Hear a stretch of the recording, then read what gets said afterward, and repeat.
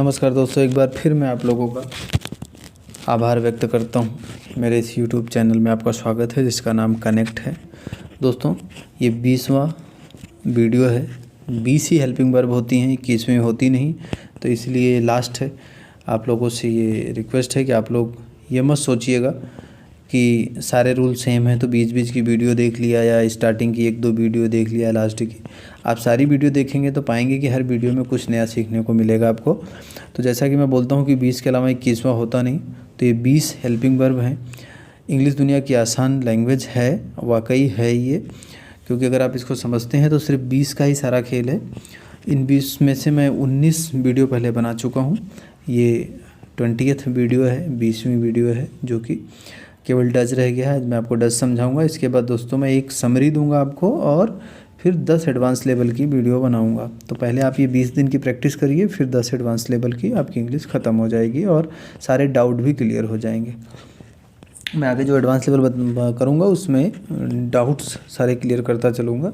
ये तो अभी एकदम बेसिक फंडामेंटल चीज़ों आपको बता रहा हूँ, जिससे एकदम न्यू है, जिसको कहते हैं जैसे एकदम छोटा बच्चा पहली बार स्कूल जाता है, इस तरीके से मैं समझाने की कोशिश कर रहा हूँ स्टार्टिंग से।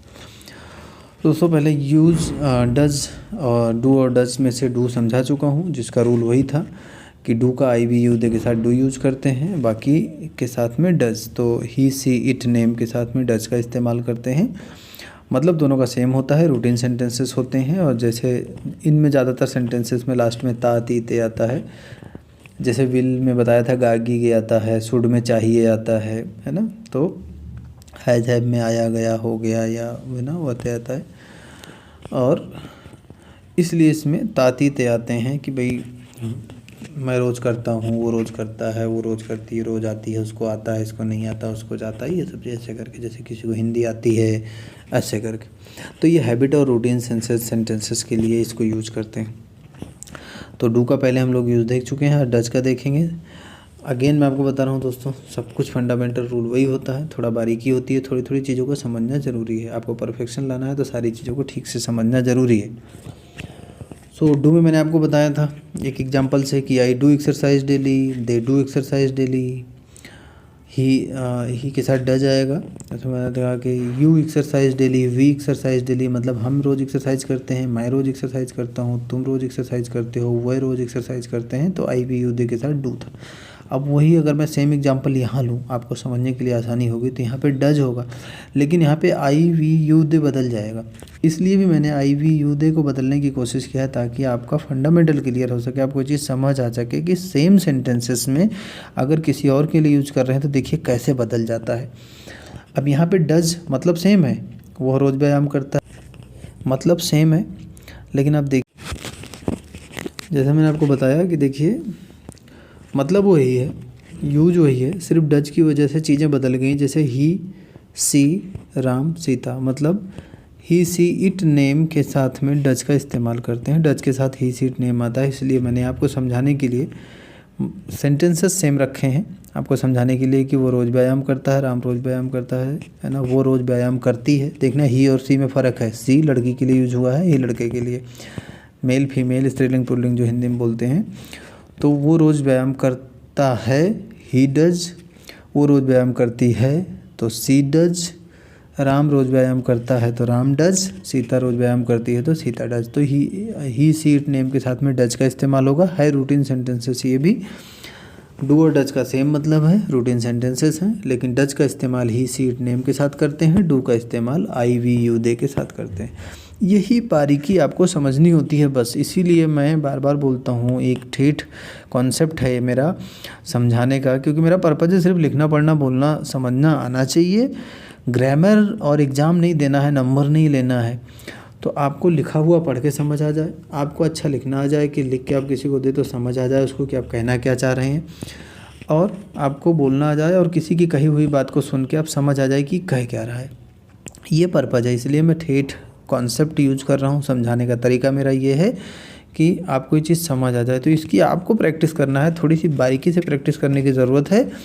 मैं आपसे ये वादा करता हूँ कि अगर आप इन सारी चीज़ों के 100 सेंटेंस या 50 वाक्य बना लेंगे, इनके सिंपल भी, नेगेटिव भी, इंटरोगेटिव भी, मतलब कहने का कि प्रश्नवाचक, साधारण और नकारात्मक और नकारात्मक प्रश्नवाचक। अगर आप चार तरीके के सेंटेंस मैं आपको बता रहा हूँ, इन चारों तरीके के सेंटेंस का 50 सेंटेंस बना लेंगे एक एक का, और उसकी प्रैक्टिस कर लेंगे, 1-2 बार उसको लिख लेंगे उसको। उसके बाद आप डेली लाइफ में अगर थोड़ा सा एक्टिव रहेंगे ना, तो सुबह से शाम तक ऐसे सारे जो मैंने 20 सेंटेंसेस 20 तरीके का जो मैंने वर्ब बताई है, जो 20 तरीके का मेथड बताया है, ये पूरे दिन में नहीं तो 100 बार एक एक चीज़ यूज होती है पूरे दिन डेली लाइफ में आपकी, सुबह से शाम तक में, घर में, परिवार में, ऑफिस में, स्कूल में, रिश्ते नाते में, कहीं भी रास्ते में।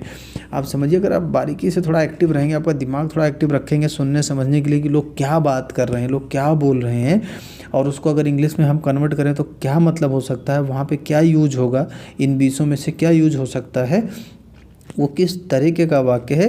तो आप ये मान के चलिए कि आपको 1 हफ्ते, 10 दिन, 15 दिन, 1 महीने में आपको ये सारी चीज़ें एकदम क्लियर हो जाएंगी। आपको टाइम भी नहीं देना पड़ेगा। आप चलते फिरते बोलते, मान लो आप दुकान पे कोई चीज़ बोल रहे हैं, दुकानदार से कोई चीज़ मांग रहे हैं, आपसे कोई मांग रहा है, आप घर में कुछ बोल रहे हैं, मतलब कहने का ये मेरे कि डेली लाइफ में ये लैंग्वेज है।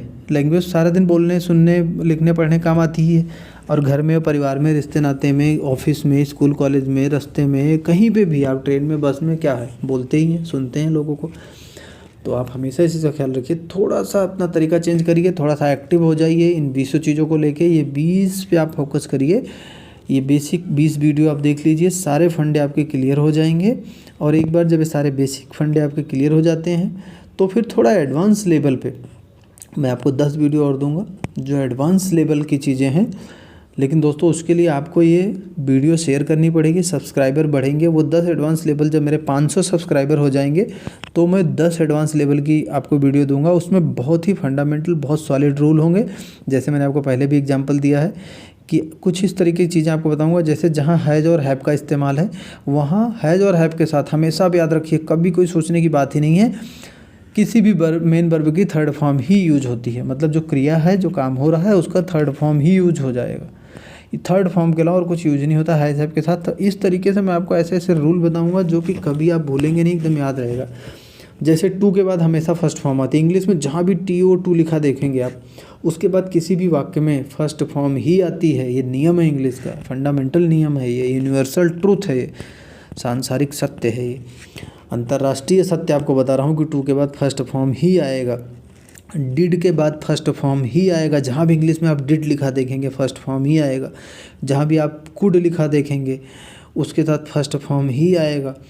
तो इसलिए ऐसे रूल मैं आपको बताऊंगा जो बहुत ही इम्पोर्टेंस, बहुत ही महत्वपूर्ण है, बहुत ही लाइफ के लिए अच्छे हैं, कॉन्फिडेंस के लिए अच्छा है। तो इसलिए आप लोगों से रिक्वेस्ट है कि आप लोग कम से कम 10-10, 20-20 दोस्तों को ये वीडियो शेयर करिए और उनसे सब्सक्राइब करवाइए। Thank you.